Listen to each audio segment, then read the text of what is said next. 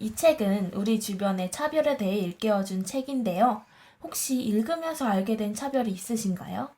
저는 결정장애라는 말에 대해서 다시 생각해봤던 것 같아요. 몇 년 전부터 선택을 쉽게 하지 못하는 사람들을 결정장애라고 아무렇지도 않게 말을 해왔잖아요. 그렇죠. 방송에서도 굉장히 자주 들을 수 있는 네, 단어죠. 맞아요. 하지만 무언가에 장애를 붙이는 건 부족함, 열등함을 의미하고 그런 관념 속에서 장애인은 늘 부족하고 열등한 존재로 여겨졌던 것이죠. 전 이걸 프롤로그 첫 번째 줄에서 보자마자 왜 우리는 이런 생각을 짐작하지 못했던 것일까? 라는 생각이 크게 들더라고요. 다른 분들은 새롭게 알게 된 점 있으신가요? 저는 퀴어의 정의에 대해서 다시 알게 되었어요. 성소수자들을 포괄하는 단어로 알고 있었는데 원래의 뜻은 그를 비판하기 위해서 이상한 색다른 뜻이라는 게 충격적이었어요. 1980년대 동성애 운동이 펼쳐지면서 바뀌었다고 하네요.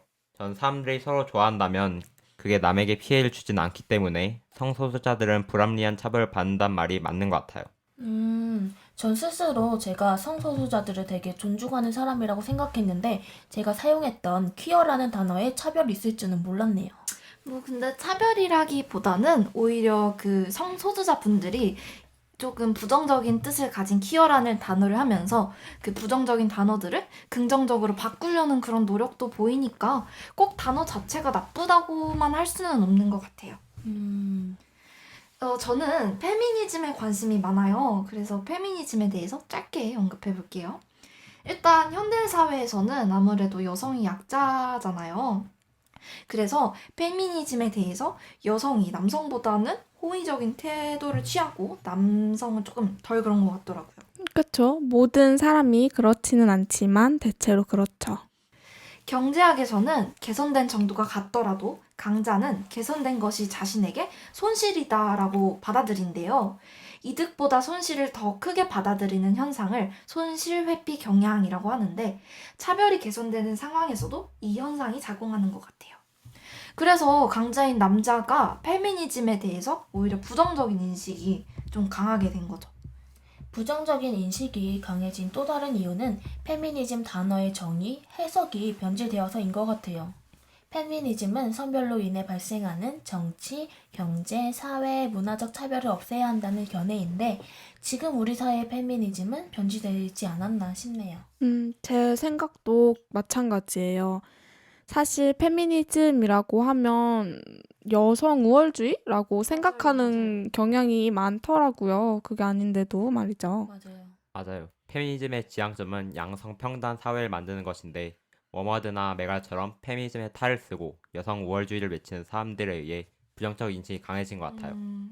이건 제 개인적인 의견이긴 한데, 만약 페미니즘을 여성이 외치기 시작한 게 아니라 남성이 여성을 위해 페미니즘을 외쳤다면 과연 상황이 달라졌을까라는 생각이 들더라고요. 그게 그렇게 쉬운 일은 아니었겠죠? 그쵸. 강자가 약자를 배려한다는 게. 맞아요. 네. 근데 그런 사회가 되면 아무래도 차별은 당연히 줄어들 것 같아요. 사실 페미니즘이라는 용어는 여권 확장론, 남녀 동거론 등의 역어로 여성을 의미하는 라틴어에서 유래되었다고 해요. 그래서 모두가 평등하다는 양성주의의 단어인 이퀄리즘이라고 단어를 바꾸는 것이 어떨까 싶네요. 이 문제는 저희가 결론 짓기보다는 청취자 여러분들이 직접 판단해 주셨으면 좋겠어요. 좋은 선택인 것 같네요. 말이라는 것이 하면 할수록 세뇌가 되어지잖아요. 그러다 보니 차별적인 언어에 대해서 아무렇지도 않게 받아들인 거죠. 맞아요. 그래서 단어 선택을 올바르게 하는 게 되게 중요해요. 그렇다면 우리 한번 결정장애라는 단어를 새롭게 바꿔볼까요? 결정장애는 우유부단이라는 단어로 바꾸면 되지 않을까 싶네요. 우유부단? 그게 무슨 뜻이죠? 우유부단은 어물어물 망설기만 하고 결단성이 없는 걸 말해요. 우유부단. 난 왜 이렇게 우유부단할까? 이렇게 말하면 좀 똑똑해 보이겠는데요?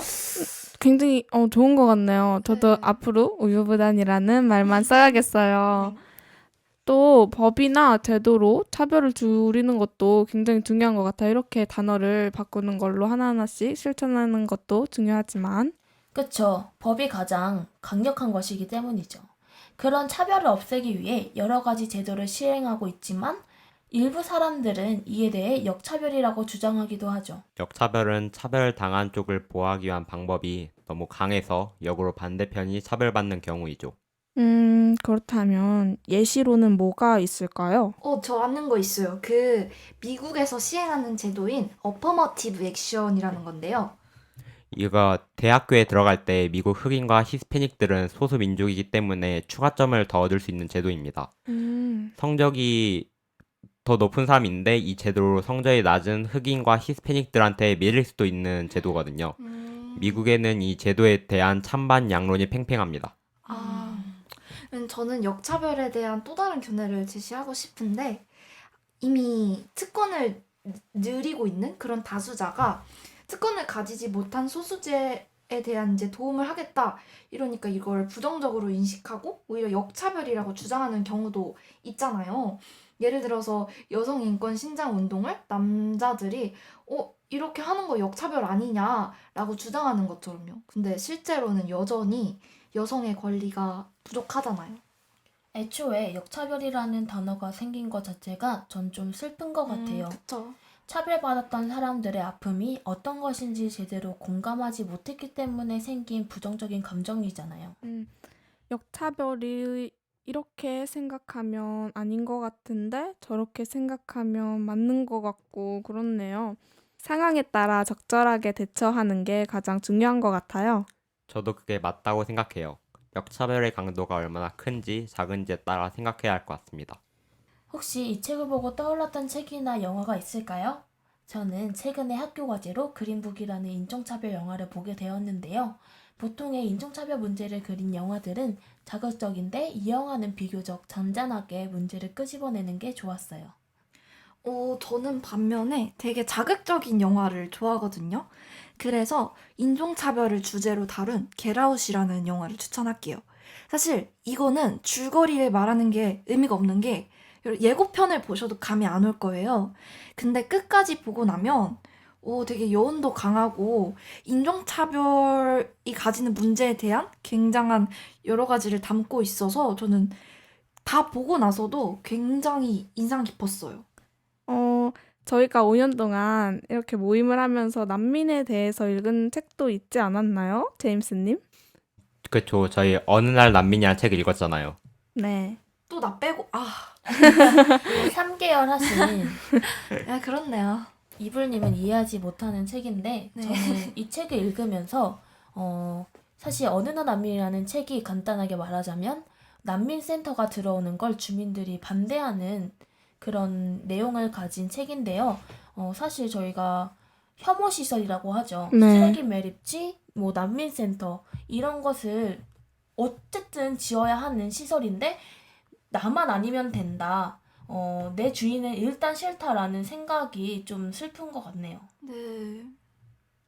난민이 뭔가 조금 그렇게 받아들이면 안 될 것 같은데 차별이 너무 무서운 것 같아요. 그리고 사실 이 책에서도 난민에 대한 내용이 살짝 나왔는데 난민들이 남자만 있는 것도 아닌데 우리는 제주도 난민이 들어온다 했을 때 네, 예멘 난민 사건이죠? 그쵸. 예멘 난민이 들어온다고 했을 때, 이 사람들이 범죄를 저지르면 어떡하지? 난 여잔데 이 사람이 나를 나쁜 짓 하면 어떡하지? 이런 생각들 때문에 사실 반대한 거잖아요. 근데 사실 예멘 난민에서는 여자들도 있었다는 점. 이 예멘 난민이 그 외국인 차별하고 남녀 차별하고 같이 어우러져가지고 진짜 큰 차별인 것 같아요. 예멘에 이제 사람들이 가지고 있는 종교 때문에 많은 사람들이 그렇게 생각을 했던 것 같아요. 그럴 수 있지만 그래도 결국에는 이게 차별인 거니까 확실하지도 않은 거고 네. 나쁜 것 같아요. 이렇게 저희가 추천한 그린북, 겟아웃, 그리고 어느 날 난민이라는 책을 청취자 여러분들도 한번 보고 읽어보셨으면 좋겠어요. 적극 추천합니다.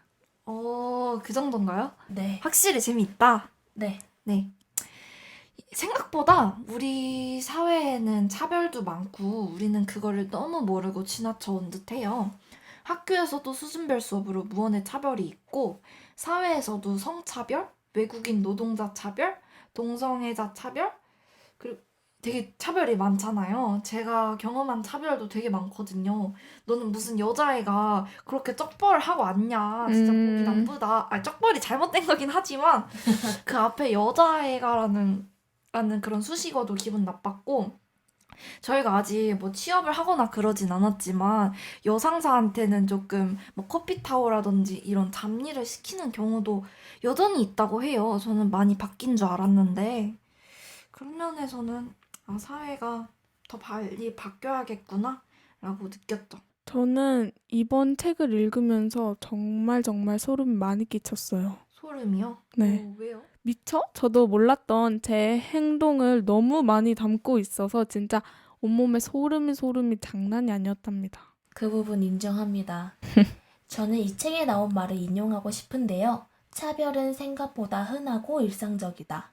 고정관념을 갖기도 다른 집단의 적대감을 갖기도 너무 쉽다. 내가 차별하지 않을 가능성은 사실 거의 없다. 이 말이 엄청 인상 깊더라고요. 차별 안 하는 건 거의 불가능하지만 전 최대한 줄여보도록 노력할게요. 그럼 이제 여기서 마무리할까요? 네. 오늘도 수고하셨어요. 저희 수다 들어주셔서 감사합니다. 감사합니다. 감사합니다.